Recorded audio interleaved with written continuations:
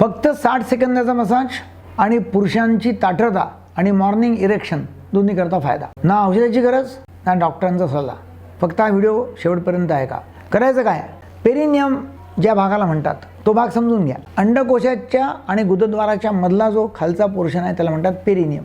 या पेरिनियमला मसाज करावा लागतो. म्हणजे हे जे 2 बोटं आहेत, या 2 बोटांनी त्या पेरिनियमच्या रिजनमध्ये मसाज करायचा. कसा करायचा, पाठीवर झोपायचं आणि खाली अंडकोशाच्या खाली गुदद्वाराच्या आणि अंडकोशाच्या मध्ये हा जो पेरिनियमचा भाग आहे याच्यावरती हलकं असं प्रेशर द्यायचं आणि क्लॉकवाईज मसाज करायचा 30 सेकंद, अँटी क्लॉकवाईज करायचा 30 सेकंद. असं रोज करायचं सकाळी आणि संध्याकाळी. आणि पहा किती फायदा होतो. याच्याबरोबर जर किगल्स केली आणखीन जास्त फायदा होईल. किगलमध्ये काय की लघवी करण्याच्या वेळेस प्रत्येक वेळेला लघवीची धार थांबवायची, करायची, थांबवायची, करायची, असं 10-15 वेळा प्रत्येक वेळेला करायचं.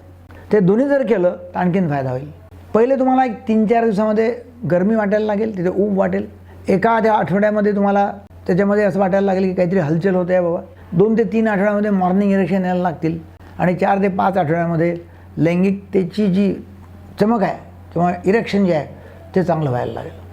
व्हिडिओ आवडला जरूर लोकांना शेअर करा.